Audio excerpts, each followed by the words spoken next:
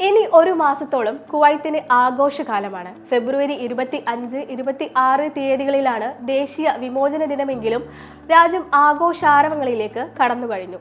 സർക്കാർ തലത്തിലും അല്ലാതെയും വൈവിധ്യമാർന്ന പരിപാടികളാണ് അടുത്ത ദിവസങ്ങളിൽ നടക്കാനിരിക്കുന്നത്.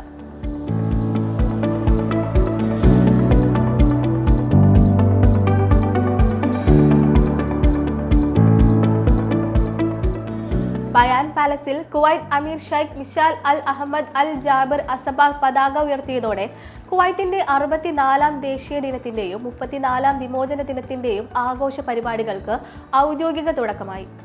ഇതോടൊപ്പം രാജ്യത്തിന്റെ 6 ഗവർണറേറ്റുകളിലും പ്രത്യേകം പതാക ഉയർത്തൽ ചടങ്ങ് നടന്നു.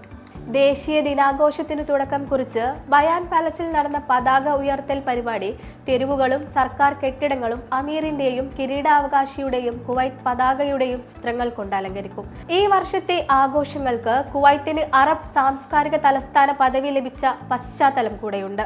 ഒരു മാസമായി നടക്കുന്ന ആഘോഷത്തിൽ രാജ്യത്തെ ടൂറിസം, ഷോപ്പിംഗ് മേഖലയ്ക്ക് ഉണർവേകുന്ന നിരവധി പരിപാടികളും ഉണ്ടാകും.